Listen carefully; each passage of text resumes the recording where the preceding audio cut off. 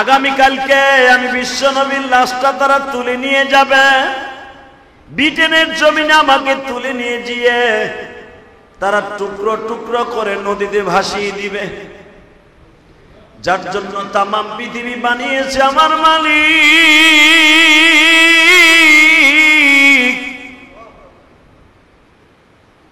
যেই মালিক যারে এত ভালোবাসছেন গো বাবা, তার কোরআনে কারিমের মধ্যে তার ডিমান্ড এত বাড়িয়ে দিয়েছেন, ওয়ামা আরসালনাকা ইল্লা রাহমাতাল লিল আলামিন।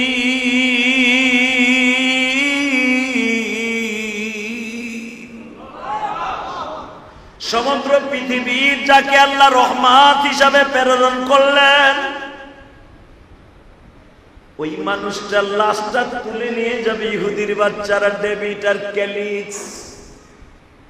তাদেরকে প্রশিক্ষণ দেওয়া হয়েছে ছদ্মবেশে মুসল্লি সাজিয়া মসজিদে নববীর ভিতরে ঢুকবা, সারাদিন নামাজের মধ্যে দাওয়াত ও তাবলীগের মধ্যে তোমরা ব্যস্ত থাকবা। রাত হলে রাসূলের লাশটাকে উত্তোলন করার জন্য যত সিস্টেম আছে তোমরা করবা, বিনিময়ে বিলিয়ন বিলিয়ন কোটি টাকা পাইবা। তোমার 14 পুরুষ সরকারি খরচে লালিত পালিত হবে। রাসূলের লাশটাকে শুধু নিয়ে যেতে হবে, আর কিছুই না। কিন্তু বেঈমানের বাচ্চারা জানতো না আমার নবী কবরের মধ্যেও জিন্দা। ঠিক না বেঠি? নুরুদ্দিন জঙ্গি রাতের অন্ধকারে স্বপ্নে দেখে বিশ্বনবী ডেকে ডেকে বলে, নুরুদ্দিন রে, এই মক্কা মদিনা আমি রাসূলের হাতে আযাদ করেছি, শাসন করেছি। আমি যদি মদিনার ভূখণ্ডে থাকতে না পারি, পৃথিবীর কোন রাজা বাদশা মদিনা দখল করবে? নুরুদ্দিন জঙ্গি ঘুমের ভিতরে বিশ্বনবীর জিজ্ঞাসা করলেন, ইয়া রাসূলুল্লাহ, আপনারে কে তুলে নিয়ে যাবে? নবী বেঈমান দুইটার ছবি দেখাইলেন। এই দুইটা বেঈমান আমার গায়ে আগামীকালকে রাত্রে কিন্তু আমার লাশ তুলে নিয়ে যাইতে চাইবে। কিন্তু বেঈমান তো জানে না আমি নবী কবরের মধ্যে জিন্দা বসা। শুধু আমি একা না, আমার দুইজন শ্বশুরও আমার পাশে বসা। 24 ঘন্টা আমি আমার উম্মতের ফিকিরে ব্যস্ত থাকি। নুরুদ্দিন জঙ্গি সেই তুর্কি থেকে বাবা মিশরের নদী দাজলা নদী পার হয়ে অতি দ্রুত মদিনার ভূখণ্ডে ঢুকলেন। ঢুকিয়া পুরা মদিনা কারফু দিয়া দিলেন। কোন পুরুষ মসজিদে নববীর থেকে বের হতে পারবে না। কেন পারবে না এ প্রশ্ন করা যাবে না।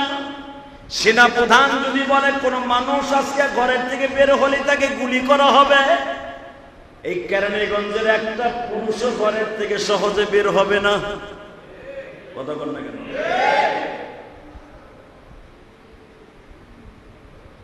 ভালো করে বোঝার চেষ্টা করবেন।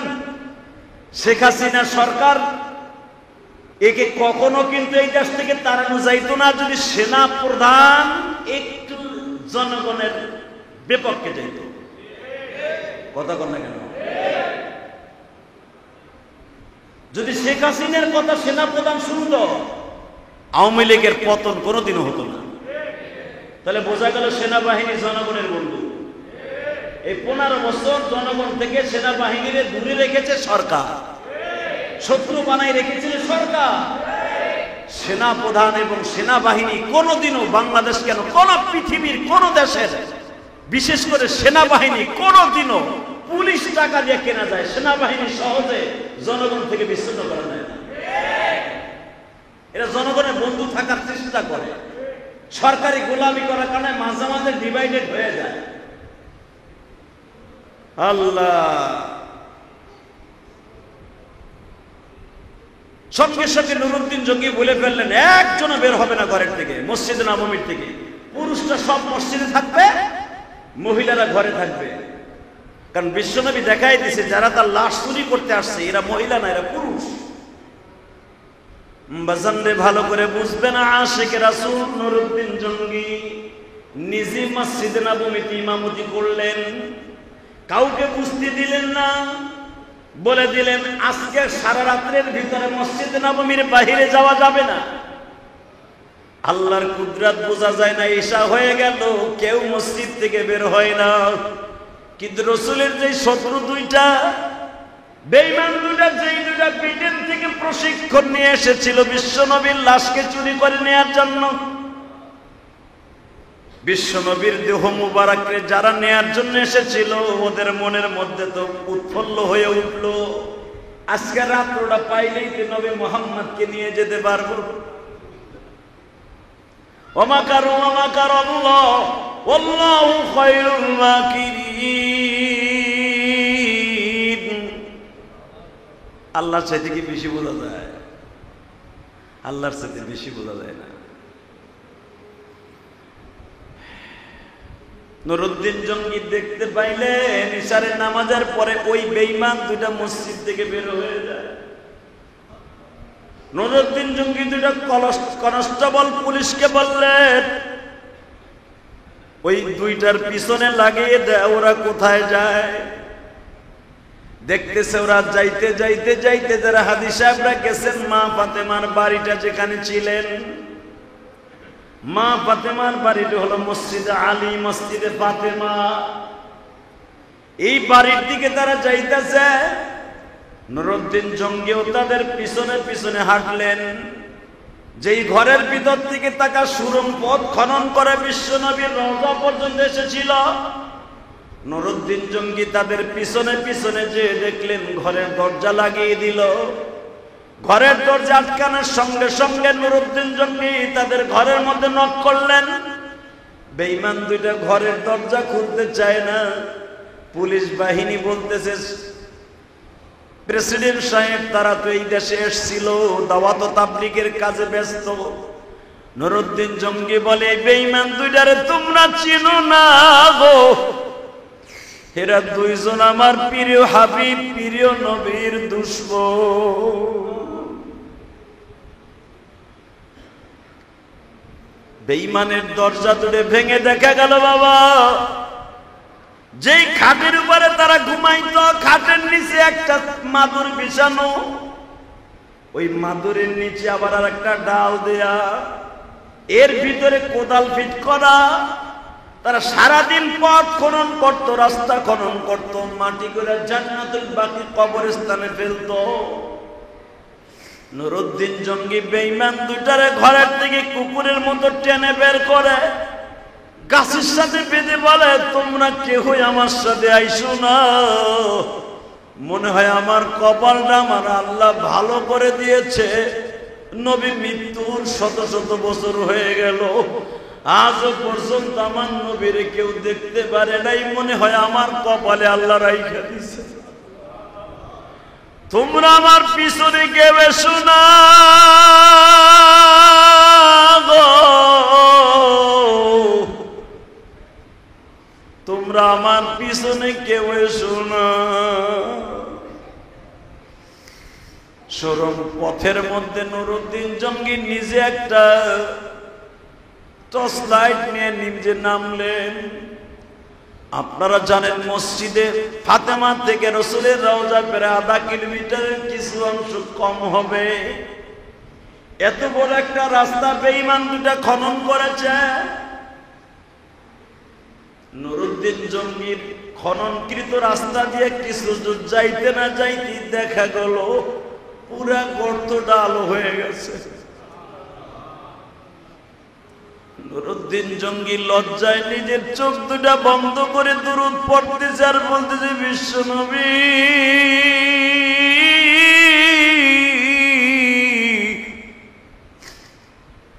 আমার ভুল হয়ে গেছে, আমার মাফ করে দেন। গর্তের ভিতর দিয়ে কলরং করতে করতে গুহিল সাপের মতো রাসূলের রওজার পাশে যায় দেখে নবীর পা দুখানা বের হয়ে গেছে। মনে রাখবেন আমার নবীর শরীরে এত পরিমাণ আলো ছিল বাবা, বিশ্ব নবী কোন অন্ধকার ঘরে থাকলে জীবিত অবস্থায় ওই ঘরে কোনো আলো লাগতো না। আমার বিশ্বনবী কোন অন্ধকার রাস্তা দিয়ে হাঁটলে ওই রাস্তায় কোনো আলো লাগতো না। বিশ্বনবীর বিবিরা কোনদিন ঘরের মধ্যে আলো ইউজ করে নাই। মা আয়েশা সিদ্দিকা রাদিয়াল্লাহু তাআলা আনহা বলেন, আমি আমার জীবনে যেদিন আমার নবী আমার ঘরে আসতো, আমি কোনো বাতি, কোনো ল্যাম্প, কোনো হেরিকেন জ্বালাইতাম না। আমার নবী চকির মধ্যে বসলেই মনে হইতো হ্যাজাক লাইটের মতো নবীর শরীরের আলোতে আলোকময় হয়ে যাইত। বাজান, দুনিয়ায় থাকা অবস্থায় যদি এত আলো হয়, সেই নবী আমার দুনিয়ার থেকে যাইবার পরে কত ভালো হইতে পারে। নুরউদ্দিন জঙ্গি বিশ্ব নবীর পাও দুইটারে বুকের মধ্যে চাইবা ধরলেন, চুমা দিয়া বললেন, নবীজি আমার দয়ার নবী।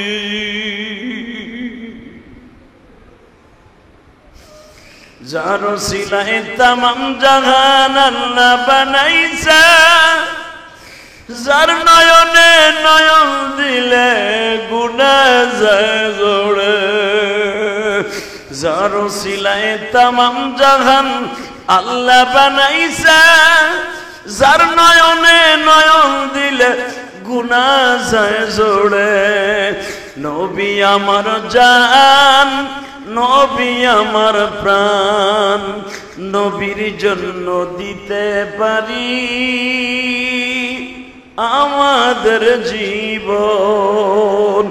এইভাবে যখন নুরউদ্দিন কবিতাগুলা পাঠ করতেছে, করতে করতে নবীর পাও দুইটা বুকের মধ্যে চাইবা ধরা অবস্থায় নুরউদ্দিন জঙ্গি ঘুম এসে গেছে। ঘুমের ঘরের মধ্যে বিশ্ব নবী বলে, নুরউদ্দিন রে, একটা শর্তে আমি তোরে মাফ করে দিব রে নুরউদ্দিন, একটা শর্তে আমি তোরে মাফ করে দিব। কিয়ামত পর্যন্ত আমার লাহামটা, আমার জিসিমটা বেঈমানদের হাত থেকে তোর বাঁচাইতে হবে। কিয়ামত পর্যন্ত আমার রওজাটাকে সীসা দিয়ে ঢালাই দিতে হবে নুরউদ্দিন। কিয়ামত পর্যন্ত কোন বেঈমান যেন আমার জিসিমে হাত দিতে না পারে। এই যে বেঈমান গুলা যে দলিল দেয় মাজার কেন পাকা করা যাবে না, বিশ্ব নবীর রওজা তো পাকা। বিশ্ব নবীর রওজা পাকা ছিল না, পাকা করা হয়েছে বেঈমানদের হাত থেকে বাঁচাবার জন্য। কথা ঠিক না? আরসালনাকা ইল্লা রাহমাতাল লিল আলামিন।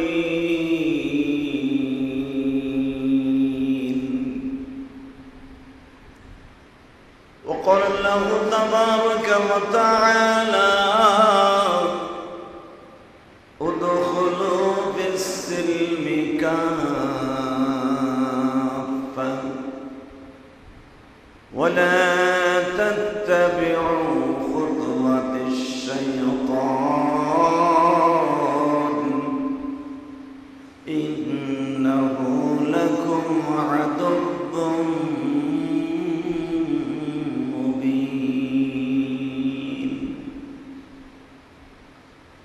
إن الله وملائكته يصلون على النبي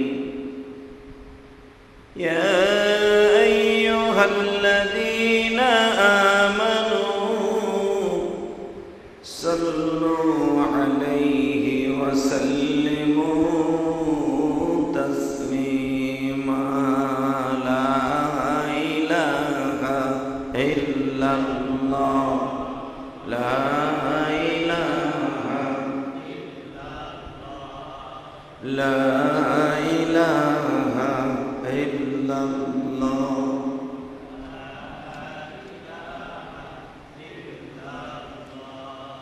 لا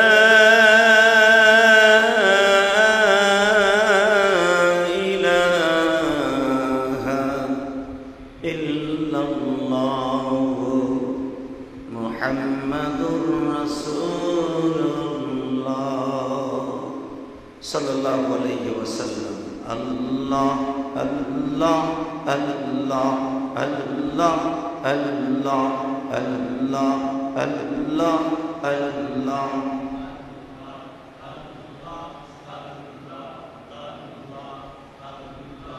আল্লাহ আল্লাহ আল্লাহ আল্লাহ আল্লাহ আল্লাহ আল্লাহ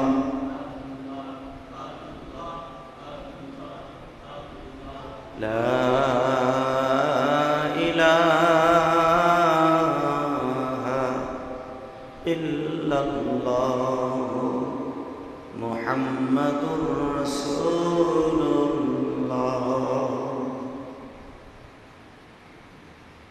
আল্লাহর যাকিরিন, শাকিরিন, মুহিব্বিন, মুবাল্লিগিন, আল্লাহর প্রিয় মাহবুব বান্দারা, আল্লাহ রাব্বুল আলামিনের দরবারে লাখ কোটি শুকরিয়া জ্ঞাপন করছি, যেই মহান সত্তা আপনাকে আমাকে পবিত্র জুমার দিনে এখানে আসার বসার তৌফিক দান করেছেন। ওই মহান সত্তার শুকরিয়া জোরে সোরে বলি আলহামদুলিল্লাহ। লাইন শাকারতুম লাযীদান্নাকুম ওয়া লাইন কাফারতুম ইন্না আযাবী লাশাদীদ।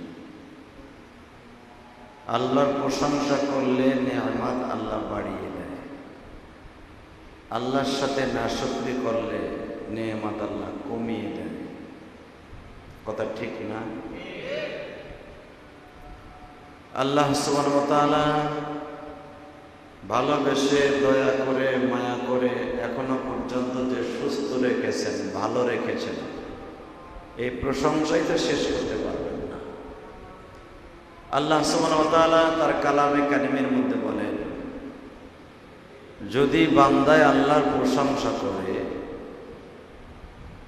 আল্লাহ তার নিয়ামতকে এত পরিমাণ বৃদ্ধি করে দেয়, বান্দা কল্পনা করতে পারবে না যে আল্লাহ তাকে কত নিয়ামত দিতে পারে। বিশ্বনবী মুহাম্মদ রাসূলুল্লাহ সাল্লাল্লাহু আলাইহি ওয়াসাল্লামের জামানায় রাসূলের একজন সাহাবী ছিলেন, অন্ধ সাহাবী। অন্ধ মানুষের মনের মধ্যে অনেক কষ্ট আপনাদের জানা আছে। তার ভিতরে সবচেয়ে বড় কষ্ট হলো জন্ম অন্ধ মানুষ কোনো দিনও পৃথিবীর কোনো নিয়ামতকে দেখে খেতে পারে না। কথা ঠিক না? আসলে আল্লাহ পাক আমাদের চোখ দান করেছেন, তো এই জন্য আমরা চোখের দরদ বুঝি না। কিন্তু যদি আমাদের চক্ষু ঠিক মতো না থাকতো, একটা টেরা থাকতো অথবা একটা কানা থাকতো, তাহলে বুঝতেন এই চোখের কত কদর। তো রাসূলের একজন সাহাবী ছিলেন উম্মে মাকতুম রাদিয়াল্লাহু তাআলা। উম্মে মাকতুম অর্থাৎ মাকতুমের আল্লাহ রাসূল সাল্লাল্লাহু আলাইহি ওয়াসাল্লামের কাছে এই সাহাবীটা বসে থাকতেন এমন ভাবে যেন মনে হইতো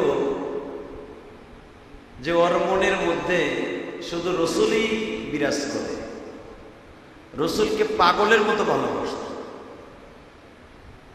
তো রাসূল আকরাম সাল্লাল্লাহু আলাইহি ওয়াসাল্লাম একদিন জিজ্ঞাসা করলেন, তুমি যে এইভাবে আমাকে ভালোবাসো, এইভাবে তুমি আমাকে তোমার জীবনের চাইতে বেশি ভালোবাসো, এর পিছনে কারণটা কি? রাসূলের ওই অন্ধ সাহাবী বলতেছেন, আল্লাহ পাক যদি তার কালামে হাকিমের মধ্যে বলেন, কুল ইন কুনতুম তুহিব্বুনাল্লাহ ফাত্তাবিউনি ইউহিব্বুকুমুল্লাহ ওয়া ইয়াগফির লাকুম যুনুবাকুম আল্লাহু গফুরুর রহিম। কুল ইন কুনতুম তুহিব্বুনাল্লাহ, নবী আপনি বলেন, যারা আমি আল্লাহর ভালোবাসা পেতে চায়, আমি আল্লাহর জান্নাত পেতে চায়, মাপ পেতে চায়, ইয়াগফিরু যুনুব জামিআ, দুনিয়ার সব গুনাহ থেকে মাপ পাইতে চায়, সেজন্য আপনারে তার জীবনের চাইতে বেশি ভালোবাসে, আপনার ইত্তেবা করে। আর যে ব্যক্তি আপনার ইত্তেবা করবে, সেজন্য আমি আল্লাহর ইত্তেবা করব।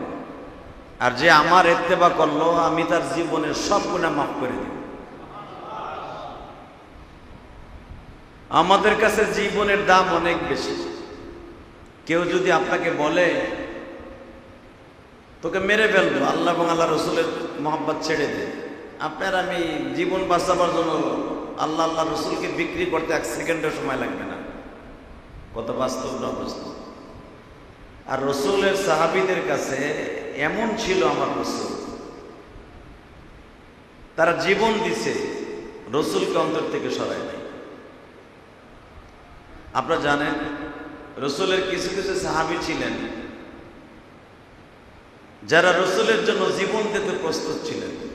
এমনকি যেই চোখ দিয়া রসুলকে দেখতে পারবে না ওই চোখ দুইটা নষ্ট করে দিতে বলছে আল্লাহ। তার জ্বলন্ত প্রমাণ হলে রসুল আকরাম সাল্লাল্লাহু আলাইহি ওয়াসাল্লাম যেদিন ইন্তেকাল করলেন, রসুলের একজন সাহাবী ছিলেন, নাম ছিল তার জায়েদ। কি নাম ছিলেন? জায়েদ ইবনে হারেসা না, জায়েদ ইবনে হুযাইফা। জায়েদ ইবনে হুযাইফা রসুলের অত্যন্ত প্রিয় সাহাবী ছিলেন। উনি একজন কৃষক মানুষ ছিলেন, কৃষক, ক্ষেত খামারে কাজ করতেন। যেদিন শুনলেন আল্লাহ রসুল ইন্তেকাল করেছেন, উনি আল্লাহর কাছে দোয়া করলেন। তখন উনি খেজুর গাছ পরিষ্কার করতেছিলেন, খেজুর গাছ গোড়ায় মাটি দিতেছিলেন কাঁচি দিয়া। যখন শুনলেন রসুলের দুনিয়ায় নাই, সাথে সাথে দোয়া করলেন, আয় আল্লাহ, যেই চোখ দিয়ে আমার প্রিয় মাহবুবকে দেখতে পারবো না ওই চোখ আর আমি দুনিয়ায় চাই না। সুবহানাল্লাহ। এই সাহাবী এমন ভাবে বিশ্ব নবীর প্রেমিক ছিলেন বাবা, যখনই রসুলের ইন্তেকালের আওয়াজ তার কানের মধ্যে পৌঁছাইতে দেরি আছে, সাহাবী কেঁদে কেঁদে দুহাত তুলে দোয়া করে, মালিক, যেই চোখ দিয়া 5 ওয়াক্ত নামাজে বিশ্ব নবীকে দেখে নামাজ পড়তাম, জুমার দিনে বিশ্ব নবীর সামনে বসে দীর্ঘ সময় আলোচনা শুনতাম, কারণ বিশ্ব নবী জুমার দিন অন্তত 1 থেকে 1.5 ঘন্টা আলোচনা করতেন। বিশ্বনবী মনে মনে ওই সাহাবীর দিকে তাকিয়ে বলতেন, ও সাহাবীরা, তোমরা যারা আমাকে জীবনের চাইতে বেশি ভালোবাসো, আমিও তোমাদেরকে আমার জীবনের চাইতে বেশি ভালোবাসি। এই সাহাবী যখনই শুনলেন আমার প্রিয় হাবিব নাই গো, আল্লাহর কাছে 2টা হাত তুলে বলে, মালিক, আমার চোখ 2টা নষ্ট কইরা দাও। এই সাহাবীর বিবি যখন জিজ্ঞাসা করলেন, তুমি দুনিয়ার মানুষ চোখ অন্ধ থাকলে আলো ফিরে পেতে চায়, আর তুমি চোখ 2টা কেন অন্ধ হতে বললা? ওই সাহাবী কাঁদে আর বলে, বিবি রে, তুই তো আর আমার নবীর সামনে বসে নামাজ পড়স না, বয়ান শুনস না। আমার নবীর দেখার পরের থেকে যেই টেস্ট, যেই স্বাদ, পৃথিবীর কোন জিনিসের মধ্যে এত স্বাদ নাই। যেই চোখ দিয়া যদি বিশ্ব নবীর দেখতাম, ওই চোখ দিয়া যদি আর নবীর দেখতে না পারি, এই চোখ দুনিয়ায় রেখে আমার লাভ নাই। এই সাহাবী মৃত্যুর আগ পর্যন্ত বাবা বন্ধই ছিলেন। সুবহানাল্লাহ। জিজ্ঞেস করা হইল, তোমার চোখ অন্ধ হওয়ার পরে তোমার কেমন লাগে? ওই সাহাবী মাঝে মাঝে বলতেন, আগে আমার বাহ্যিক দৃষ্টি দিয়া নবীকে দেখতাম, এখন চোখ 2টা অন্ধ হওয়ার সঙ্গে সঙ্গে আমার নবীর কবরের মধ্যে বইয়া দেখি। যখনই আমার মনে চায় আমার নবীর দেখব, নবীর রওজার পাশে দাঁড়ায় যখন বলি, আসসালাতু ওয়াসসালামু আলাইকা ইয়া রাসূলুল্লাহ,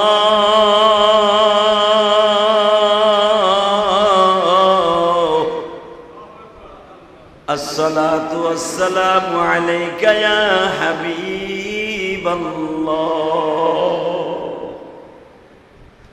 যখনই রাসূলের রওজায় দাঁড়িয়ে সালাম দেয় আমি দেখি আমার নবী তার ঠোঁট দুটা লাড়িয়ে লাড়িয়ে আমার সালামের উত্তর দেয়।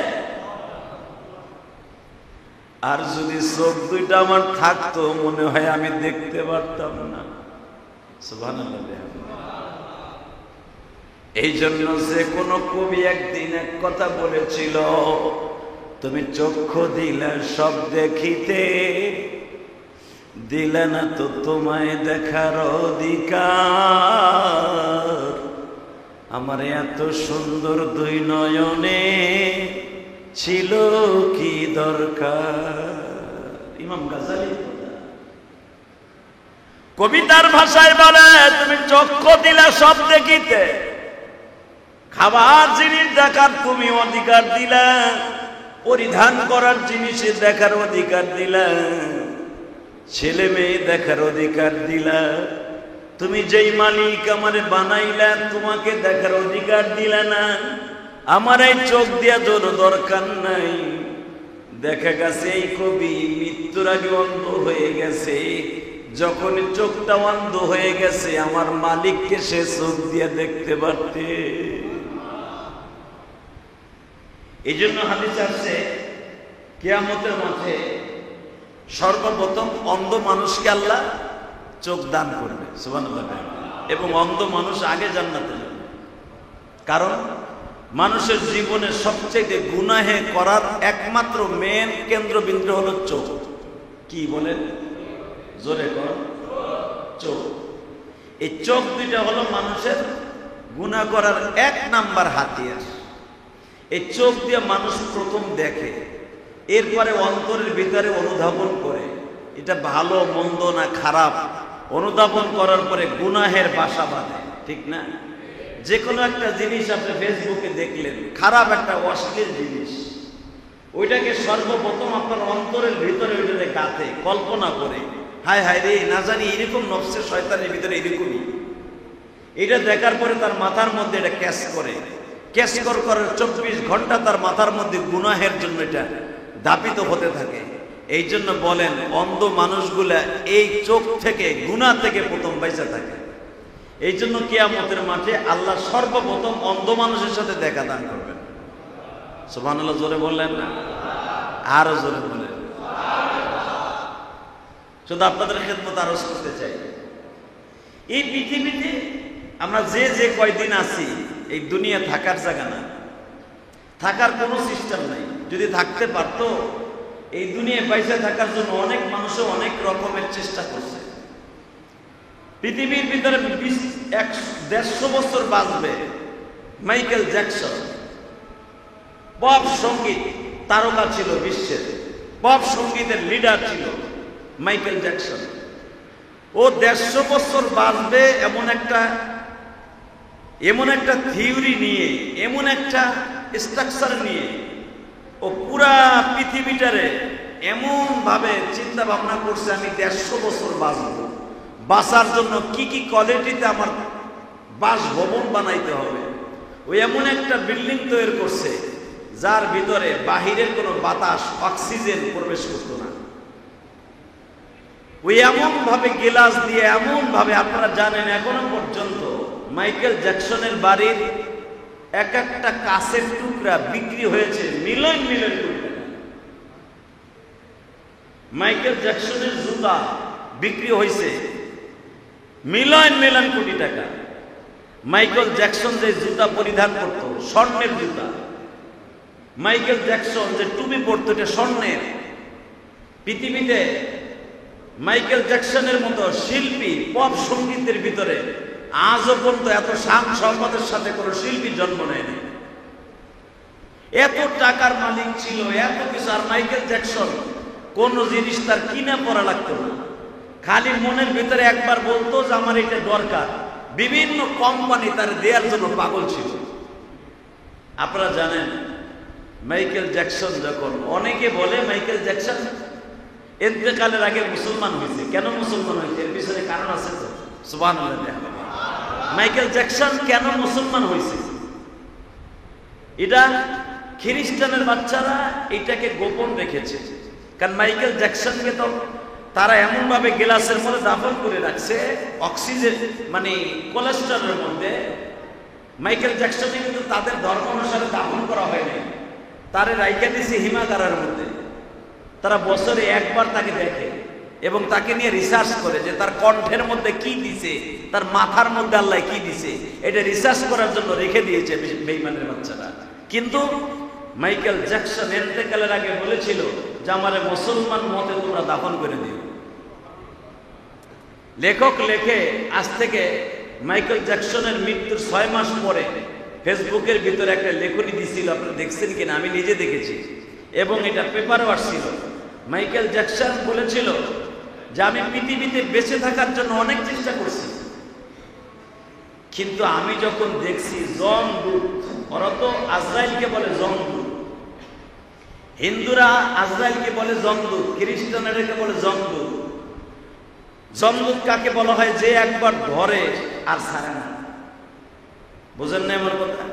যমদূত কাকে বলে? দূত মানে প্রবাহ, আসে একজনের পক্ষ থেকে। সে এমন একটা যমদূত, এমন একটা শব্দ যে একবার যাকে ধরে সে আর তাকে ছেড়ে দেয় না, তার জীবন শেষ করে দিয়ে যায়। তার নামই তো মালাকুল মউত। ঠিক না বেঠিক? মাইকেল জ্যাকসন ইন্তেকালের আগে উনি লিখে গেছে যে আমাকে মুসলমান ধর্ম হিসেবে তোমরা আমাকে দাফন করে দিও, কারণ আমার এই চোখ দিয়ে যমদূতকে দেখেছি, আমার এই চোখ দিয়ে দেখেছি এই পৃথিবী রঙের বেলুন, আইজ আছে কাল নাই, বাহাদুরি করে কোনো লাভ নাই। ঠিক না বেটি? মাইকেল জ্যাকসন বাঁচার লেগে যদি এত কিছু করে থাকে, এত শান শওকতের মধ্যে ছিল, মাইকেল জ্যাকসনের পানি বাহিরের থেকে আসা হইতো, মাইকেল জ্যাকসনের পানি যেই পানি পান করত ওই পানি কেউ ইউজ করত না, মাইকেল জ্যাকসন যেই জিনিস দিয়ে গোসল করত ওই পানি আর কেউ ইউজ করতে দিত না, সরকার স্পেশাল তার জন্য পানি বানানো হতো। এত কিছুর পরেও কি উনি বেঁচে থাকতে পারছে? জোরে কর, আরো জোরে। পারে নাই। মেরে ভাই ও দোস্ত বুজুর্গ, ভালো করে বুঝবেন, রাসূলের কিছু সাহাবী ছিলেন, বিশ্বনবী বলতেন সাহাবীরা রে তোমরা আমার সামনে থাকলে এক হাল, আমার সামনে যখন তোমরা আসো তোমাদের পরিস্থিতি হয়ে যায় একরকম, আবার যখন তোমরা বাসায় যাও তোমাদের পরিস্থিতি হয়ে যায় আর এক রকম। لا يؤمن أحدكم حتى أكون أحب إليه من والده وولده والناس أجمعين। বিশ্বনবী বলেন তোমরা যত সময় পর্যন্ত আমাকে ভালোবাসবা না, লা ইউমিনু আহাদুকুম, তোমাদের মধ্যে আহাদুকুম জমার সিগা, তোমাদের মধ্যে তত সময় পর্যন্ত ওই ব্যক্তি কামেল মুমিন না। লা ইউমিনু আহাদুকুম হাত্তা আকুনা হাব্বা ইলাই, আমারে ভালোবাসবা না ওই ব্যক্তির থেকে মিন ওয়ালিদিহি ওয়া ওয়ালাদিহি ওয়ান নাসি আজমাইন, তোমার মা, তোমার বাবা, তোমার সন্তান, ওয়ান নাসি আজমাইন, সারা দুনিয়ার মানুষ থেকে আমারে যত সময় পর্যন্ত ভালো না বাসবা, আমি বিশ্বনবী বললাম তুমি মুমিন না, তুমি মুমিন না। এই হাদিস যেদিন বিশ্বনবী মদিনায় আসার পরে বিশ্বনবীর জবান থেকে বলে দিলেন, সাহাবাকরা মদিনা থেকে দুনিয়ার সব কিছুকে বাদ দিয়ে দিলেন। কেন বাদ দিয়ে দিলেন? আমি যদি ব্যবসা করতে যাই ব্যবসার প্রেম আমার অন্তরে ঢুকবে। আমি যদি, অনেক সাহাবী ছিল বাবা বিবাহই করে নাই জীবনে, সুবহানাল্লাহ বলেন। কেন বিয়ে করে নাই? যদি বিবাহ করতে যাই বিবির প্রেম আমার অন্তরে ঢুকে যাবে, সন্তান জন্ম নেবে সন্তানের প্রেম আমার অন্তরে ঢুকে যাবে। ওই সাহাবী মনে মনে ভাবতেন আমি যদি দুনিয়ার কোনো কিছু করতে যাই তার প্রেম আমার অন্তরে ঢুকে যাবে, অতএব আমি দুনিয়ার কোনো কিছু করব না, আমার নবীর প্রেম আমার অন্তর থেকে কোনোদিনও যাবে না। সুবহানাল্লাহ। পৃথিবীতে অনেক বান্দি ছিলেন, পৃথিবীতে অনেক বান্দাও ছিলেন, তারা জীবনে কোনোদিন সংসার করে নাই। তাদের মধ্যে একজন ছিলেন রাবেয়া বসরি। কি নাম? জোরে কর। রাবেয়া জীবনে কোনোদিন বিবাহ বসে নাই। যদি বলেন বিয়ে বসে নাই, সে তো মেয়ে মানুষ, তার ভিতরে কি কোনো কাম উত্তেজনা ছিল না? ছিল। ওইভাবে সে আল্লাহকে বন্ধু বানিয়ে নিছে, ওইভাবে আল্লাহকে সে কনভিন্স করে নিছে। যখনই তার মনের ভিতরে গুনাহের একটা উত্তেজনা আসতো, সাথে সাথে সে দুরূদ শরীফ পড়তো আর আল্লাহর জিকির করতো। জিকির করতে করতে তার ভিতরে আল্লাহর প্রেম প্রবেশ করতো, আর আল্লাহর প্রেমের সামনে দুনিয়ার প্রেম সব বাদ হয়ে যেত। সুবহানাল্লাহ। রাবেয়াকে হাসান বসরি অনেকবার প্রস্তাব দিয়েছে বিবাহ করার জন্য। আপনারা জানেন, পৃথিবীতে সাহাবীদের পরে মুহাদ্দিসদের মধ্যে সবচেয়ে উচ্চকের মুহাদ্দিস ছিলেন হাসান বসরি রাহিমাহুল্লাহ তাআলা। হাসান বসরি থেকে বুখারীর মধ্যে বহু হাদিস বর্ণিত আছে। হাসান বসরি তাবিঈ ছিলেন, এত বড় মুহাদ্দিস ছিলেন যে উনি সাহাবীদের পরেই তার স্থান। সুবহানাল্লাহ। এই হাসান বসরি রাবেয়া বসরি একই জামানার ওলি। হাসান বসরি একদিন রাবেয়া বসরিকে বলেছে, তোমাকে বিবাহ করার জন্য যা কিছু দরকার আমি দিতে রাজি আছি। হাসান বসরি বলে ফেললেন, আপনি সবকিছু দিতে রাজি আছেন? কয় হ্যাঁ। তাহলে একদিন আল্লাহরে দিয়ে আমার বাড়িতে দোয়া করাই দেন তো। আল্লাহরে দিয়ে একদিন আমার বাড়িতে দাওয়াত দিয়ে নিয়ে এসে দোয়া করাই দেন। হাসান বসরি বোল্ড আউট হয়ে গেলেন, যেটা কই পাবো। হাসান বসরি আবার খুব বড় বুজুর্গ ছিলেন। উনি কোরআন শরীফের আয়াত পড়ে বুঝাই দিলেন, ওয়ানাহনু আকরাবু ইলাইহি মিন হাবলিল ওয়ারিদ। আর আল্লাহর তো দাওয়াত দেয়া লাগে না, আল্লাহ তো তোমার শাহরগের চাইতে নিকটে। হাসান বসরি তখন বললেন, তুমি না বললা যে আমি সবকিছু দিতে পারবে, সবকিছুর বিনিময় হলো বিয়ে করবা, তাহলে আমার একটা জিনিস দাও, কি? তুমি আমার জান্নাত লিখে দলিল দাও। হাসান বসরি বললেন, পৃথিবীর এমন কোন ওলির ক্ষমতা নাই জান্নাত লিখে দিতে পারে। ঠিক না বেঠিক? জান্নাত কেউ লিখে দিতে পারে? আরে নবী আলাইহিস সালাতু ওয়াস সালামরা পেরেছেন জান্নাত লিখে দিতে।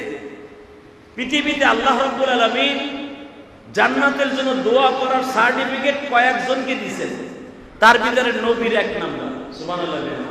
যেরকম আমার নবী, বিশ্ব নবী 10 জন সাহাবীকে বিনি হিসাবে জান্নাতি হিসাবে ঘোষণা দিয়ে গেছে। এরপরে দুনিয়ায় জান্নাত দেওয়ার জন্য আরেকজনকে আল্লাহ অধিকার দিয়েছে, সে হলো মা আর বাবা। আমার কথা মনে হয় বুঝেন নাই? দুনিয়ায় জান্নাত দেওয়ার জন্য কয়েকজনকে আল্লাহ অধিকার দিয়েছে, এরা লিখে দিয়ে যেতে পারবে। তার ভিতরে 1 নম্বরে নবীরা, 2 নম্বরে হলো মা আর বাবা। সুবহানাল্লাহ বললেন না? আর দুনিয়ায় আর জান্নাত লিখে দেওয়ার মতো অধিকার, এই যে আমরা যত দেখি ওলি, এই যে ওলি গো মাজার ভাঙতাছে, প্রত্যেকটা গাঞ্জাখোরের মাজার ভাঙ্গে উড়ে দেওয়া ফরজ হয়ে গেছে। কথা বলেন না কেন? প্রত্যেকটা গাঞ্জাখোরের মাজার, এই যে গোলাপ শাহ মাজার, এখানে কি হওয়া হতো কোনো ইতিহাসই নাই। আমি বলবো ছাত্র সমাজকে এইটার উড়াই দেওয়াকে। কথা বলেন না কেন? এইটার আগ উড়ানো দরকার। এটা রাস্তায় ডিস্টার্ব করে, আর এটার এত টাকার দরকার, আঠুপন্ত টাকা হয়ে যায়, এরপর আর টাকায় ভরে না। কথা বলেন না কেন? আর আজকে নামধারী মুসলমান কিছু, এই যে দেখবেন মাজারে যারা সিজদা দেয়, এরা অধিকাংশ মুসলমানের প্রোটেকশনের জন্য। কথা বল না কেন? যারা মাজারে সিজদা দেয় এরা কি হিন্দু? এরা মুসলমানের পোলা, ড্রাইভার, ট্রাক ড্রাইভার, বাসের ড্রাইভার, অটো রিক্সার ড্রাইভার, যাইয়া ধূর্ত হয়ে পড়ে মাজারের উপরে, যাইয়া বাপের কাছে চায় জান্নাত দাও, সাওয়াল দাও, মাইয়া দাও। হালাকি দুনিয়ায় জান্নাত দেওয়ার, সাওয়াল মাইয়া দেওয়ার অধিকার আল্লাহ পাক কাউকে দেয় নাই, একমাত্র সব তার হাতে রাখছে। কার হাতে রাখছে? জোরে বলেন। হ্যাঁ, দেয়ার অধিকার আল্লাহ কয়েকজনকে দিছে, তার ভিতরে মা আর বাবা একজন, নবীর একজন। আর দুনিয়ার কোন ওলির হাতে কোনো কিছু দেওয়ার ক্ষমতা আল্লাহ দান করে নাই। আর মরার পরে তো প্রশ্নই ওঠে না। কথা বলেন না কেন? মরার পর অধিকার আছে? এই যে মাজারে টাকা দেয়া, মসজিদে চাইলে নাও দেয় না। মসজিদে যদি কয় 10টা টাকা দাও, সেখানে ওর হাত আর পকেটে ঢুকে না। আর মাজারে দেওয়ানের লেগে খালি পকেটে না, সুদে টাকাই না মাজারে দেয়। এই যে আটকুশি একটা আছে বন্ধ, কথা বল না কেন? আটকুশি যায় দেখে ওইটারও পিড়াইয়া বাংলার দরকার। বাংলাদেশে যত মাজার আছে সব ভন্ডের মাজারগুলো বাইরে ভাইঙ্গা মসজিদ করা উচিত। কথা বলে না কেন? সেজদা যখন দিবি মসজিদে দে, মাজারে দিবি কেন? হালাকি রাসূল আকরাম সাল্লাল্লাহু আলাইহি ওয়াসাল্লাম বলেছেন যে দুনিয়ার কোন নবীর কবর যেন পাকা করা না হয়। এখন প্রশ্ন আসতে পারে যে রাসূলের রওজা পাকা করা কেন? রাসূলের রওজা পাকা করার পিছনে কারণ আছে। রাসূলের রওজা সাহাবীদের যুগে এইভাবে পাকা ছিল না। রাসূলের কবরটাও আপনার আমার মতো এরকম খোলামেলা ছিলেন। সাহাবা একরাম রওজার পাশে দাঁড়ায়া সালাম দিতেন। কিন্তু নুরউদ্দিন জঙ্গির আমলে দেখা গেছে আমার রাসূলের লাশ চুরি করার জন্য তারা উঠে পড়ে লেগে গেছে। শুধু তাই না, এমনকি রাসূল আকরাম সাল্লাল্লাহু আলাইহি ওয়াসাল্লামের লাশ তারা চুরি করে নিয়ে যাইতে চাইছিল, রাসূলের পা পর্যন্ত বের হয়ে গেছে। ইতিহাস আপনারা জানেন, ইতিহাস আপনারা জানেন। তুরস্কের শাসন করত নুরউদ্দিন জঙ্গি। এত বড় বাদশা ছিল সে। শুধু একজন বাদশা না, সে একজন বুজুর্গ ছিলেন, একজন ওলি ছিলেন এবং সে মা ভক্ত ছিলেন। দুনিয়ায় দেখবেন যারা মা বাবা ভক্ত বেশি, এরা দুনিয়াও পাইছে আখেরাতও পাইছে। কথা বলেন না কেন? ওদেরকে আল্লাহ দুনিয়াও দিছে আখেরাতও দিছে। আর যাদের অ্যাকাউন্টে মা বাবার বর্দ আছে, ওর দুনিয়াও শেষ আখেরাতও শেষ। নুরউদ্দিন জঙ্গির ইতিহাস খুলে দেখেন, আমি নিজে মুতাআলা করে দেখেছি। নুরউদ্দিন জঙ্গি কোরআনের হাফেজ ছিলেন, 30 পারা কোরআনের হাফেজ ছিলেন এবং উনি ইমামতি করতেন। বাদশা হওয়ার পরও ইমামতি করতেন। এখনো পর্যন্ত তুরস্কের যে ইমাম প্রেসিডেন্ট আছেন, উনি কিন্তু ইমামতি করেন। সুবহানাল্লাহ বলেন না? উনি ইমামতি করে। দোয়া করি আল্লাহ আমাদের দেশে কোনোদিন লেডিস আর ক্ষমতা এনে না। কথা বল না? ডক্টর ইউনূস যদি দাড়ি দুড়ি রাখতে ঠিকঠাক মতো মাশাআল্লাহ ইমামতিতে দাঁড়ায়, এর পিছনে ইমামতি যায় না। কথা বলেন না? বেচারার কথা শুনে ভালো লাগতেছে। উনি গতকালকে দেখলাম একটা বিবৃতি দিছে, চোখের মধ্যে পানি এসে পড়ছে। উনি বলেন এই দুনিয়া শান শৌকত দিয়ে কি হইব, সবইতে ফেলাইতে যাইতে। কথাটা এত ভালো লাগছে। উনি আরেকটা কথা বলেছেন গত পরশুদিন, যে এই দুনিয়ায় আমরা টাকা টাকা পয়সা পয়সা এত কিছু কিনি, এত কিছু করি। আসলে আমি দেখছি আমার একটা পাঞ্জাবি আমার যথেষ্ট। ভাই আমলে যা মনে চাই তাই করুক, মুখ দিয়ে তো বলেছে, এটাই তো অনেক কিছু। এইটা তো আজও পর্যন্ত কোনো বাদশা কয় নাই, কোনো প্রধানমন্ত্রী কয় নাই। কথা বলেন না কেন? বেটাকে মুখ দিয়ে গেলে বের হবে, লেডিসকে মুখ দিয়ে জীবনে বের হবে না। কারণ লেডিসরা খালি দেও দেও দেও দেও, বেড়ায় মরে যাও গা, এরপরও খালি দেও খালি দেও। তো নুরউদ্দিন জঙ্গি কোরআনের হাফেজ ছিলেন, একজন কোরআনের হাফেজ এবং ইমাম ছিলেন। এবং ওই জামানায় অনেক বড় বড় মুস্তাহেদ ওনার কাছে যেতেন। রাতের অন্ধকারে তুরস্কের জমিনে বসে ওনাকে স্বপ্নে দেখানো হলো। তখন মক্কা নাগরী শাসন করত, মক্কা নাগরী শাসন করত তুরস্ক থেকে নুরউদ্দিন জঙ্গি। তুর্কিদের হাতে ছিল মক্কার শাসন ভার। শুক্রে 8 দিন ধরে সৌদ হয়েছে, আল সৌদ হয়েছে 8 দিন। আর শত শত বছর শাসন করছে তুরস্কওয়ালারা সৌদি আরবে। বাদশা আব্দুল আজিজ, বাদশা এই ফাহাদের বাবা আব্দুল আজিজ, উনি মক্কা নাগরীকে অর্থাৎ সাউদকে স্বাধীন করেছে। তার আগে তুরস্ক থেকে শাসন করত তুর্কিওয়ালারা। তো নুরউদ্দিন জঙ্গি তাদের মধ্যে একজন বাদশা, অত্যন্ত দামি বাদশা। এমন একজন বাদশা যেই বাদশা এই চোখ দুটো বন্ধ করলে রাসূলকে স্বপ্নে দেখতে পারতেন। আর আমরা এত আমল করি, এত কিছু দেখি, জীবন রাসূলকে দেখলাম না, ঠিক না? আর নুরউদ্দিন একজন বাদশা, সে চোখ দুটো বন্ধ করলেই বিশ্ব নবীকে সে সচক্ষে দেখতে পারতেন। এত বড় দামি বাদশা ছিল।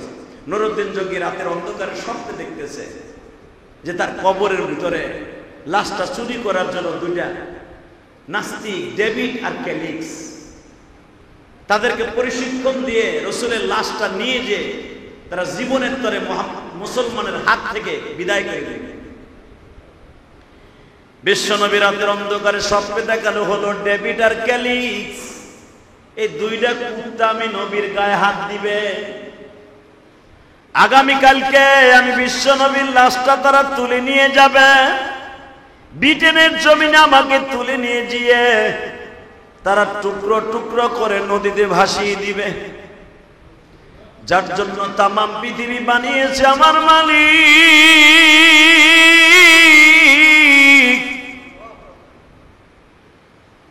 যেই মালিক যারে এত ভালোবাসছেন গো বাবা, তার কোরআনে কারিমের মধ্যে তার ডিমান্ড এত বাড়িয়ে দিয়েছেন, ওয়ামা আরসালনাকা ইল্লা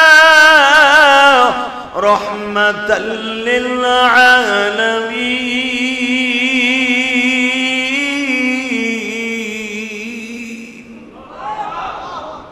সমগ্র পৃথিবীর যাকে আল্লাহ রহমত হিসাবে প্রেরণ করলেন, ওই মানুষটার লাশটা তুলে নিয়ে যাবে ইহুদির বাচ্চারা, ডেভিড আর ক্যালিক্স। তাদেরকে প্রশিক্ষণ দেওয়া হয়েছে ছদ্মবেশে মুসল্লি সাজিয়া মসজিদে নববীর ভিতরে ঢুকবা, সারাদিন নামাজের মধ্যে দাওয়াত ও তাবলীগের মধ্যে তোমরা ব্যস্ত থাকবা। রাত হলে রাসূলের লাশটাকে উত্তোলন করার জন্য যত সিস্টেম আছে তোমরা করবা, বিনিময়ে বিলিয়ন বিলিয়ন কোটি টাকা পাইবা। তোমার 14 পুরুষ সরকারি খরচে লালিত পালিত হবে। রাসূলের লাশটাকে শুধু নিয়ে যেতে হবে, আর কিছুই না। কিন্তু বেঈমানের বাচ্চারা জানতো না আমার নবী কবরের মধ্যেও জিন্দা। ঠিক না বেটি? নুরুদ্দিন জঙ্গি রাতের অন্ধকারে স্বপ্নে দেখে বিশ্ব নবী ডেকে ডেকে বলে, নুরুদ্দিন রে, এই মক্কা মদিনা আমি রাসূলের হাতে আযাদ করেছি, শাসন করেছি। আমি যদি মদিনার ভূখণ্ডে থাকতে না পারি, পৃথিবীর কোন রাজা বাদশাহ মদিনা দখল করবে? নুরুদ্দিন জঙ্গি ঘুমের ভিতরে বিশ্ব নবীর জিজ্ঞাসা করলেন, ইয়া রাসূলুল্লাহ, আপনার কে তুলে নিয়ে যাবে? নবী বেঈমান দুইটার ছবি দেখাইলেন। এই দুইটা বেঈমান আমার গায়ে আগামীকালকে রাত্রে কিন্তু আমার লাশ তুলে নিয়ে যাইতে চাইবে। কিন্তু বেঈমান তো জানে না আমি নবী কবরের মধ্যে জিন্দা বসা। শুধু আমি একা না, আমার দুইজন শ্বশুরও আমার পাশে বসা। 24 ঘন্টা আমি আমার উম্মতের ফিকিরে ব্যস্ত থাকি। নুরুদ্দিন জঙ্গি সেই তুর্কি থেকে বাবা মিশরের নদী দাজলা নদী পার হয়ে অতি দ্রুত মদিনার ভূখণ্ডে ঢুকলেন। ঢুকিয়া পুরা মদিনা কারফু দিয়া দিলেন।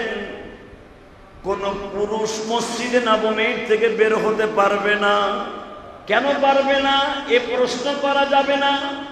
সেনা প্রধান যদি বলে কোন মানুষ আজকে ঘরের থেকে বের হলে তাকে গুলি করা হবে, এই কেরানীগঞ্জের একটা পুরুষও ঘরের থেকে সহজে বের হবে না। কথা বল না কেন?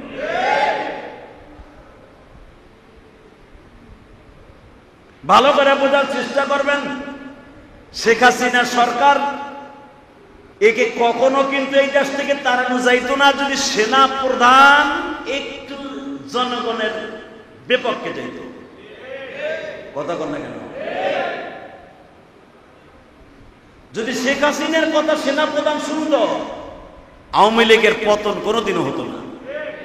তাহলে বোঝা গেল সেনাবাহিনী জনগণের বন্ধু। এই 15 বছর জনগণ থেকে সেনাবাহিনীর দূরে রেখেছে সরকার, শত্রু বানাই রেখেছিল সরকার। সেনা প্রধান এবং সেনাবাহিনী কোনোদিনও বাংলাদেশ কেন কোন পৃথিবীর কোন দেশের, বিশেষ করে সেনাবাহিনী কোনোদিনও পুলিশ টাকা দিয়ে কেনা যায়, সেনাবাহিনী সহজে জনগণ থেকে বিচ্ছিন্ন করা যায় না। এরা জনগণের বন্ধু থাকার চেষ্টা করে। সরকারি গোলামি করার কারণে মাঝে মাঝে ডিভাইডেড হয়ে যায়। আল্লাহ সঙ্গে সঙ্গে নুরুদ্দিন জঙ্গি বলে ফেললেন, একজনও বের হবে না ঘরের থেকে, মসজিদে নববীর থেকে। পুরুষরা সব মসজিদে থাকবে, মহিলারা ঘরে থাকবে। কারণ বিশ্বনবী দেখাই দিয়েছে যারা তার লাশ চুরি করতে আসছে এরা মহিলা না, এরা পুরুষ। বাজানরে ভালো করে বুঝবে না, আশিক রাসূল নুরুদ্দিন জঙ্গি নিজে মসজিদে নববীতে ইমামতি করলেন। কাউকে বুঝতে দিলেন না, বলে দিলেন আজকে সারা রাত্রের ভিতরে মসজিদে নববীর বাহিরে যাওয়া যাবে না। আল্লাহর কুদরত বোঝা যায় না, ঈশা হয়ে গেল, কেউ মসজিদ থেকে বের হয় না। কিন্তু রাসূলের যে শত্রু দুইটা, বেঈমান দুইটা, যেই দুইটা ব্রিটেন থেকে প্রশিক্ষণ নিয়ে এসেছিল বিশ্বনবীর লাশকে চুরি করে নেয়ার জন্য, বিশ্বনবীর দেহ মুবারককে যারা নেয়ার জন্য এসেছিল, ওদের মনের মধ্যে তো উৎফুল্ল হয়ে উঠল, আজকে রাত্রটা পাইলেই তো নবী মুহাম্মদকে নিয়ে যেতে পারবো। ওমাকারু ওমাকারাল্লাহ ওয়াল্লাহু খায়রুল মাকিরিন। আল্লাহর চাইতে কি বেশি বোঝা যায়? আল্লাহর চাইতে বেশি বোঝা যায় না। নুরউদ্দিন জঙ্গি দেখতে পাইলেন ইশারের নামাজের পরে ওই বেঈমান দুইটা মসজিদ থেকে বের হয়ে যায়। নুরউদ্দিন জঙ্গি দুইটা কনস্টেবল পুলিশকে বললেন ওই দুইটার পিছনে লাগিয়ে দেয়, ওরা কোথায় যায়। দেখতেছে ওরা যাইতে যাইতে যাইতে যারা হাদী সাহেবরা গেছেন মা ফাতেমার বাড়িটা যেখানে ছিলেন, মা ফাতেমার বাড়িটা হলো মসজিদে আলী, মসজিদে ফাতেমা। এই বাড়ির দিকে তারা যাইতেছে, নুরউদ্দিন জঙ্গিও তাদের পিছনে পিছনে হাঁটলেন। যেই ঘরের ভিতর থেকে তাকা সুরম পথ খনন করে বিশ্বনবীর রওজা পর্যন্ত এসেছিল, নুরউদ্দিন জঙ্গি তাদের পিছনে পিছনে যে দেখলেন ঘরের দরজা লাগিয়ে দিল। ঘরের দরজা আটকানোর সঙ্গে সঙ্গে নুরউদ্দিন জঙ্গি তাদের ঘরের মধ্যে নক করলেন। বেঈমান দুইটা ঘরের দরজা খুলতে চায় না। পুলিশ বাহিনী বলতেছে প্রেসিডেন্ট সাহেব তারা তো এই দেশে এসেছিল, দাওয়াত ও তাবলীগের কাজে ব্যস্ত। নুরউদ্দিন জঙ্গি বলে বেঈমান দুইটারে তোমরা চিনো না গো, এরা দুইজন আমার প্রিয় হাবিব, প্রিয় নবীর দুশমন। বেঈমানের দরজা তুলে ভেঙে দেখা গেল বাবা, যেই খাটের উপরে তারা ঘুমাইতো, খাটের নিচে একটা মাদুর বিছানো, ওই মাদুরের নিচে আবার আর একটা ডাল দেয়া, এর ভিতরে কোদাল ফিট করা। তারা সারাদিন পথ খনন করত, রাস্তা খনন করত, মাটি করে জান্নাতুল বাকি কবরস্থানে ফেলত। নুরউদ্দিন জঙ্গি বেঈমান দুইটারে ঘরের থেকে কুকুরের মতো টেনে বের করে গাছের সাথে বেঁধে বলে তোমরা কেউই আমার সাথে আইসো না। মনে হয় আমার কপালটা আমার আল্লাহ ভালো করে দিয়েছে, নবী মৃত্যুর শত শত বছর হয়ে গেল, আজও পর্যন্ত আমার নবীরে কেউ দেখতে পারে নাই। মনে হয় আমার কপালে আল্লাহ রাইখা দিয়েছে। তোমরা আমার পিছনে কেউ এসো না গো, তোমরা আমার পিছনে কেউ এসো না। সরম পথের মধ্যে নুরউদ্দিন জঙ্গি নিজে একটা টর্চ লাইট নিয়ে নিজে নামলেন। আপনারা জানেন মসজিদে ফাতেমা থেকে রাসূলের রওজা প্রায় আধা কিলোমিটারের কিছু অংশ কম হবে। এত বড় একটা রাস্তা বেঈমান দুটা খনন করেছে। নুরউদ্দিন জঙ্গির খননকৃত রাস্তা দিয়ে কিছু দূর যাইতে না যাইতে দেখা গেল পুরা গর্তটা আলো হয়ে গেছে। নুরউদ্দিন জঙ্গি লজ্জায় নিজের চোখ দুটা বন্ধ করে দুরূদ পড়তেছে আর বলতেছে বিশ্বনবী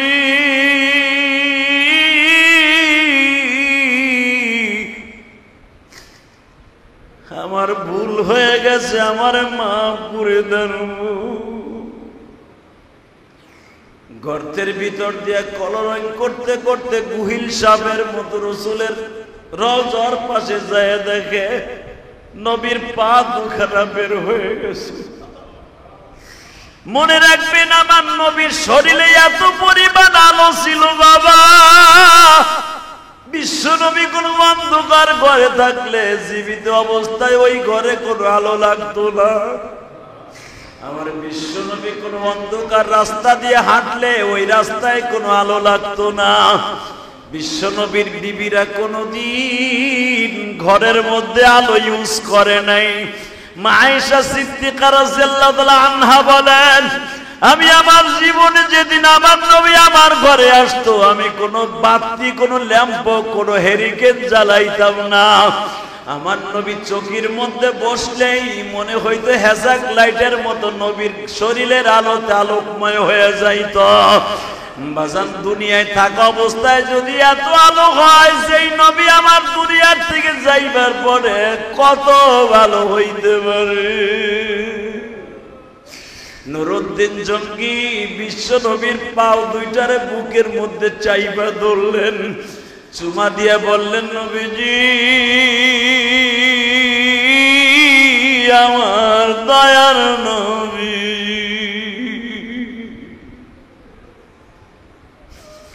যার ওসিলায় তামাম জাহান আল্লাহ বানাইছে, যার নয়নে নয়ন দিলে গুনাহ যায় জোড়ে। যার ওসিলায় তামাম জাহান আল্লাহ বানাইছে, যার নয়নে নয়ন দিলে গুনাহ যায় জোড়ে। নবী আমার জান, নবী আমার প্রাণ, নবীর জন্য দিতে পারি আমাদের জীবন। এইভাবে যখন নুরউদ্দিন কবিতাগুলা পাঠ করতেছে, করতে করতে নবীর পাও দুইটা বুকের মধ্যে চাইবা ধরা অবস্থায় নুরউদ্দিন জঙ্গি ঘুম এসে গেছে। ঘুমের ঘরের মধ্যে বিশ্ব নবী বলে, নুরউদ্দিন রে, একটা শর্তে আমি তোরে মাফ করে দিব রে নুরউদ্দিন, একটা শর্তে আমি তোরে মাফ করে দিব। কিয়ামত পর্যন্ত আমার লাহামটা, আমার জিসিমটা বেঈমানদের হাত থেকে তোর বাঁচাইতে হবে। কিয়ামত পর্যন্ত আমার রওজাটাকে সীসা দিয়ে ঢালাই দিতে হবে নুরউদ্দিন। কিয়ামত পর্যন্ত কোন বেঈমান যেন আমার জিসিমে হাত দিতে না পারে। এই যে বেঈমান গুলা যে দলিল দেয় মাজার কেন পাকা করা যাবে না, বিশ্ব নবীর রওজা তো পাকা। বিশ্ব নবীর রওজা পাকা ছিল না, পাকা করা হয়েছে বেঈমানদের হাত থেকে বাঁচাবার জন্য। কথা ঠিক না বেটি? জান চর্ম নাই, কোন মাজার, মাজার তো দূরের কথা, কবর কোন জায়গায় তাও পাওয়া যায় না। কথা বলেন না কেন? জান সরসি না, একবারে সমতল ময়দান। বাংলাদেশে যদি হক্কানি পীর আছে, প্রত্যেকটা পীরের কবর তালাশ করে পাবেন না। বাংলাদেশে হক্কানি পীরের মধ্যে থেকে আল্লামা শামসুল হক ফরিদপুরের চাইতে বড় পীর আর কে আছে? কথা বলেন না কেন? হাফিজ হুজুরের চাইতে বড় পীর আর কে আছে? পীরজি হুজুরের চাইতে বড় পীর আর কে আছে? জানতো তাদের কবরের কাছে, তাদের কবরে কোনো চিহ্ন নাই না। কথা বল না কেন? খালি একটা নেম প্লেট দিয়ে নামটা লিখে রাখছে যে হাফিজ হুজুর। আর বাংলাদেশে যত মাজারগুলি আছে সব বন্ড গো আখড়া, আর সবচেয়ে গাঞ্জা খাওয়ার নিরাপদ স্থান হলো মাজার। কথা বল না কেন? গাঞ্জা খাওয়ার সবচাইতে, হিরোইন খাওয়ার সবচাইতে নিরাপদ স্থান হলো মাজার। এই যেইগুলা ভণ্ড পীরের মাজার আছে এগুলা ভাঙ্গিয়ে তছনছ করে দিতে হবে। আবার দেখেন কয়েকদিন আগে যেই মাজারগুলো ভাঙ্গা হয়েছে একটাও হক্কানি পীর না। আর হক্কানি পীর যেগুলা তাকে মাজার জীবনও হবে না। আল্লাহ সুবহানাহু ওয়া তাআলা আমার এই দেশটাকে শিরক থেকে হেফাজত করুন। জোরে কেন আমিন। আপনি যারা মক্কা মদিনায় গেছেন তারা দেখেছেন চায়নায় তো সাহাবীদের শত শত সাহাবীর কবর চায়নায় আছে। আমি গোয়াংজুতে 4 জন সাহাবীর কবর দেখছি, আলহামদুলিল্লাহ বলেন। কারণ মক্কা মদিনায় কোথায় কোথায় দোয়া কবুল হয় এটা তো আমি জানি, আলহামদুলিল্লাহ বলেন। মদিনার কোন কোন স্থানে রাসূলের রওজার কোন কোন জায়গায় দোয়া ডাইরেক্ট কবুল হয় এটা তো আমার জানা আছে। কাবা শরীফের কাবা ঘরের কোন কোন জায়গায় দোয়া কবুল হয় এটা তো আমার জানা আছে। আল্লাহ পাক 16-17 বার যতবার নিচে মক্কা মদিনায়, আমি জীবনে কল্পনাও করি নাই এতবার আল্লাহ আমাকে মক্কা মদিনায় নেবেন। মক্কা মদিনায় আমাকে এতবার নেওয়ার পিছনে একটা মাত্র আমল আমার জীবনে আছে। আমি আমার জীবনে প্রথম হজ করছি পরের টাকায়, নিজের টাকায় না। আলহামদুলিল্লাহ বলেন না? আমি যখন প্রথমে হাসনাবাদ থেকে 2003-04 সালে প্রথম জীবনের হজে যাই, আমি ঢাকায় আসছি 2002 সালে। 2002 সালে আমি ঢাকায় আসছি। 2004 সালে আমার জীবনের প্রথম হজ করি, আমার নিজের টাকায় না। তখন এই কেরানীগঞ্জের উপজেলার চেয়ারম্যান ছিল নাজিমউদ্দিন চেয়ারম্যান, মারা গেছে লোকটা। হাসনাবাদের নাজিমউদ্দিন চেয়ারম্যান বিএনপির অনেক বড় লিডার ছিল এবং উপজেলার চেয়ারম্যানের ছিল সে। এই নাজিমউদ্দিন চেয়ারম্যান ইউপি চেয়ারম্যান ছিল, নাজিমউদ্দিন চেয়ারম্যান। উনি ওনার টাকা দিয়ে তখন সর্বপ্রথম বসুন্ধরায়, হাসনাবাদের বসুন্ধরা তখন আসে নাই, সবে মাত্র বসুন্ধরা কাজ শুরু করে। নাজিমউদ্দিন চেয়ারম্যান আমাকে তার নিজের টাকা দিয়া 50,000 টাকা, আর আমার ছিল 25,000 টাকা শুরু হয়েছে। এর পিছনে কারণও আছে। আমি আমার মালিকরে আরাফার মাঠে কয়েকটা জিনিস চাইছিলাম, বলে দিয়ে যায় আপনাদের। কয়েকটা জিনিসের ভিতরে একটা জিনিস, আল্লাহ এইবার যখন তুমি পরের টাকায় আনাইছো, এর পরের বার যতবার আনাবা, কতবার আনাবা আমি জানি না, তুমি আমাকে আনবা, প্রতি বছর তুমি আমাকে আনবা। আল্লাহ শুরু করলেন নেয়া, ওই যে শুরু হইলো যাওয়া। হয়তো করোনার কারণে 2-1 বছর বাদ যেতে পারে, কিন্তু কোনো বছরই তো বাদ যায় নাই। এই বছরের ভিতরে তো 3 বার হবে, আলহামদুলিল্লাহ বলেন। রমজানে যদি যাই 3 বার হয়ে যাবে, রমজানে আবার যাব।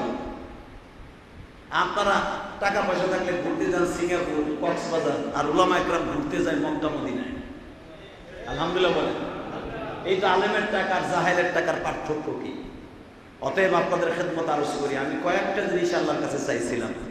1 নম্বরে চাইছিলাম, আল্লাহ তুমি আমাকে দিয়ে মসজিদ মাদ্রাসা করাবা। আল্লাহ করাইছে। তুমি আমাকে বহুবার মক্কা মদিনা আনছে। আল্লাহ সুবহানাহু ওয়া তাআলা সব আশাই পুরা করছে। শুধু একটা আশা বাকি আছে, সেই আশাটা কি জানেন? যেন ঈমান নিয়ে মরতে পারি। আলহামদুলিল্লাহ বলেন। তাহলে মক্কা মদিনা যাওয়ার নিয়ত আছে তো আপনাদের? আমি বলবো আপনাদের কথা, মক্কায় আল্লাহর কাছেও বলবো, রসুলের কাছেও বলবো। কারণ এখানে জুমা পরেই তো রবিবার দিন 4:15-তে ফ্লাইট চলে যাবো ইনশাআল্লাহ তাআলা। যদি আল্লাহ চাহে আপনারাও যাবেন। যাওয়ার জন্য কতগুলো শর্ত আছে। 1 নম্বর শর্ত হলো বেশি বেশি করে আল্লাহর কাছে দোয়া করবেন, তওবা করবেন, দেখবেন খুব দ্রুত মক্কা মদিনা যাইতে পারবেন। আর প্রতিদিন জুমার নামাজের, প্রতি জুমায় আসরের নামাজের পরে 100 বার দুরূদ শরীফ পড়বেন। 100 বার দুরূদ শরীফ পড়বেন। নামাজটা ঘরে পড়েন অথবা মসজিদে পড়েন। জুমার দিন যদি কেউ 100 বার দুরূদ শরীফ পড়ে যায় নামাজে বসে, আল্লাহ তাকে মরণ দিবে না ওই পর্যন্ত, যেই পর্যন্ত তারে মক্কা মদিনায় না নেবে। কি মক্কা মদিনা যাওয়ার নিয়ত আছে তো? হ্যাঁ। আর একটা আমল আপনারা করবেন, প্রতি জুমায় মক্কায় যাওয়ার নিয়ত করে কিছু টাকা আল্লাহ রাস্তায় দান করবেন। করবেন তো ইনশাআল্লাহ? আল্লাহ এই যে 500 টাকা আমি মক্কায় যাওয়ার নিয়ত করে আমি মসজিদে দান করলাম। টাকা দেওয়ার মালিক কে? নেয়ার মালিক কে? কোটি কোটি টাকার মালিক পথের ফকির হয়ে যায়। আবার রাস্তার ভিক্ষুক সে শিল্পপতি হয়ে যায়। আল্লাহ পারে না? সব পারে ইনশাআল্লাহ তাআলা। আমি আপনাদের কথা বলবো, মক্কা মদিনায় যাইয়া দেখি তো, মক্কা মদিনায় যাওয়ার নিয়ত করে আজকে বলেন তো যে হুজুর নগদ এই মসজিদে 1000 টাকা দেব। দেখি কে মক্কা মদিনায় যাওয়ার নিয়ত আছে। 1000 টাকা কে দিবেন? 1000। 1 জন, 2 জন, কে দেবে না? 1000। 3 জন 1000, আর কে দিবেন? 1000। মক্কা মদিনায় যাওয়ার নিয়ত নাই, 1000 দিবেন। কি আর কেউ নাই? সবাই তো দেখলাম হাজী সাহেবরা যাওয়ার জন্য পাগল। 1000 দেওয়ার মতো নাই। আচ্ছা 1000 দিবেন না, 500 টাকা কে দিবেন? 500। মক্কা মদিনা যাওয়ার নিয়ত করে 1 জন, 2 জন, 3 জন, আর নাই? ও মাগনা যাবেন মক্কা মদিনায়। আল্লাহ যদি ওয়াদা করে থাকেন আমার ঘরে দিবা, আমি তোমারে মক্কায় দিব। কারণ সারা দুনিয়ার মসজিদের সভাপতি হলো কাবা ঘর। আলহামদুলিল্লাহ বলেন। সারা দুনিয়ার মসজিদের সভাপতি কোনটা? কাবা ঘরে প্রথম রহমত নাজেল হয়, ওখান থেকে সারা দুনিয়ার মসজিদের মুসল্লিগণ চলে আসে জুমার দিন। অতএব আচ্ছা ঠিক আছে, 500 পারবেন না, আমি দেখবো এইবার মক্কা মদিনায় যাওয়ার নিয়ত করে আজকে আল্লাহর এই ঘরের জন্য কে দিবেন 100 টাকা করে? দিয়ে হাত তুলেন তো। 100 দিবেন আজকে। 100 100 দিবেন আজকে, 100 উঠেন মক্কা মদিনা যাওয়ার জন্য। 100 আল্লাহ তাআলা আপনাদের হাতগুলোকে কবুল করেন, অতি দ্রুত মক্কা মদিনা যাওয়ার তৌফিক দান করেন। আল্লাহ আপনাদের সবাইকে ভালো রাখেন, সুস্থ রাখেন। আল্লাহ সবাইকে ভালো রাখুক, সুস্থ রাখুক। জীবনে একবার হলো মক্কা মদিনা যাওয়ার তৌফিক দান করুন। কি কে দিছে? ও তুই তো ছাত্র না? ইরফান আমার এই মাসে হেফজখানায় পড়ে, এই টাকাটা এই ব্যাগে রাখেন। 1500 টাকা দান করেছে। ওর নানিটা মারা গেছে, ওর নানির জন্য দোয়া চেয়েছে। জোরে কোন আমিন। আসেন তওবা করি। আস্তাগফিরুল্লাহ রব্বি মিন কুল্লি জামবি ওয়া আতুবু ইলাইহি লা হাওলা ওয়ালা কুওয়াতা ইল্লা বিল্লাহিল আলিয়্যিল আযীম লা ইলাহা ইল্লাল্লাহ মুহাম্মাদুর রাসূলুল্লাহ। দোয়া চাই, আল্লাহর রাস্তায় মাফ করে দিবেন, দোয়া করবেন। আর যদি মক্কা মদিনায় যে মারা যায়, অনেক হাজি তো মারা যায়। এই যে কালীগঞ্জের আতাউর রহমান, তার জিন্দিগি বেশি ভালো ছিল না। আমাকে চোখ দিয়ে দেখা যায়, এই বছর আমি গেছি, এই বছর ওই লোকটা মারা গেছে। এই যে মজিবার হাজির ভাই আতাউর রহমান, কালীগঞ্জ বাজারে যার এত বড় মার্কেট, একসাথে গেলাম, দেখা হইল মক্কায় রমজানে। আমার করে জিয়াদি ভাই আইসেন ভাই, হ্যাঁ 3 দিন পরে আবু বকর টাওয়ারের নিচে বসে আছি হিলটনের সামনে, ভাই আতাউর রহমান মারা গেছে। তার কবর জান্নাতুল বাকি কবর, জান্নাতুল মুআল্লা, অর্থাৎ মা খাদিজার কবরের পাশে। কি মনে করেন? বউ লয়ে গেছে, সাওয়াল লয়ে গেছে, বউ স্বামীরে ফিরে করছে। এই তো জিন্দিগি। এই আতাউর রহমান, এই মজিবুর হাদি ভাই, ওর কবর কিন্তু মক্কায় জান্নাতুল মুআল্লা কবরস্থানে। আল্লাহু আকবার, আল্লাহু আকবার। অতএব কার কপাল কখন ভালো হয়ে যায় কেউ জানে না। যদি মারা যায়, আর আল্লাহরে বলছি আমার জন্য মক্কা মদিনায় মৃত্যু হয়, দোয়া চাই। যদি মারা যাই হয়তো আর দেখা হবে না, আর যদি ফিরে আসি আবার দেখা হবে ইনশাআল্লাহ। আপনারা ভালো থাকেন, সুস্থ থাকেন। এই মসজিদ আমার না, এই মসজিদ যদিও আমি আপনাদের জন্য হাদিয়া হিসেবে করে দিয়েছি, এটা আল্লাহর ঘর। আপনারা দেখে রাখবেন, এটার খেদমত আপনারা করবেন, যখন যেটা দরকার আপনারা করবেন। এটা আমার ব্যক্তিগত ঘর নয়, এটা আল্লাহর ঘর এবং সারা দুনিয়ার মুসলমানের ঘর এটা। আল্লাহ তাআলা আপনাদের সবাইকে মসজিদে বেশি বেশি দান করার তৌফিক দান করুন। সবাই সবার জন্য দোয়া করেন, আমিও দোয়া করি। বেঁচে থাকলে আবার দেখা হবে, মরে গেলে দেখা হবে হাসরের মাঠে। আমরা যেন একসাথে রাসূলের সাথে জান্নাতে যেতে পারি ইনশাআল্লাহ। আল্লাহুম্মা আমিন।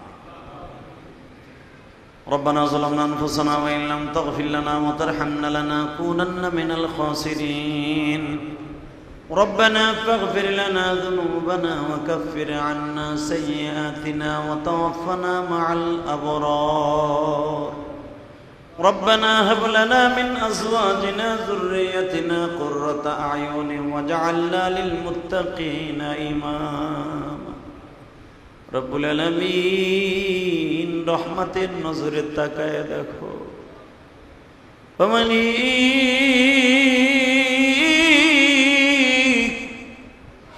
দুনিয়ায় কয়দিন বাঁচবো জানি না গো। হায়াতে জিন্দেগি কখনকার শেষ হয়ে যাবে কেউই জানে না। তবে একটা জিনিস জানি, দুনিয়ায় থাকতে পারবো না। টাকা বলো, বাড়ি বলো, কিছু আমার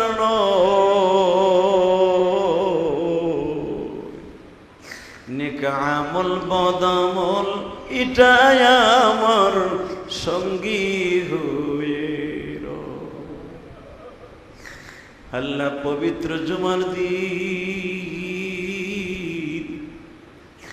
আগামী পরশু দিন বিদায় নিয়ে তোমার মক্কা মদিনা বাংলার ভূখণ্ড ছেড়ে চলে যাব। এই বাংলা মায়ার কোনদিন ফিরে আসতে পারবো কিনা জানি না গো মালিক। কত মানুষ উমরায় যায়, হজে যায়, মারা যায়। যদি আমার মাটি মক্কা মদিনায় হয় তবে কবুল করে নিও আল্লাহ। আমার রক্ত পানি করা কষ্টের মসজিদ, আমার জনম দুঃখিনী মায়ের ওসিয়ত করে গেছি। আল্লাহ তুমি বাইতুর রহমান জামে মসজিদ দেখা রাখো, যারা আজকে জুমার নামাজ পড়ে আমার সাথে আমিন আমিন বলছে গো, আমার মতো কার জানো মা নাই, মায়ের মতো দরদি এই জগতে। মা বেঁচে থাকলে বোঝা যায় না মা কি জিনিস, চলে গেলে বোঝা যায় মা কি জিনিস। একজনে দোয়া চায় আর বলে হুজুর, বাড়িতে যখন যাইতাম ঘরের মধ্যে প্রবেশ করার সময় খাটের কোনায় মা বয়া থাকতো, আবার যখন ঢাকায় রওনা দিয়ে আসতাম মা কাপড়ের আঁচল দিয়ে চোখ মুছতো আর বলতো আবার তোর মুখখানা কবে দেখব। আজকে মা চলে গেল এই কথা আর কেউ তো বলে না। আল্লাহ এরকম ভাবে যারা মা দুঃখিনী হারিয়েছে, মায়ের কবরটা জান্নাতের বাগান বানায় দিও। অনেকের মা আছে বাবা নাই, বাবার কবরটা জান্নাতের বাগান বানায় দিও। আল্লাহ তুমি দেখো কার কার চোখের পানি গড়ায়া পড়বে। এই মসজিদের আমার অবর্তনে যে খতিব থাকে সানিন দোহারি ও তো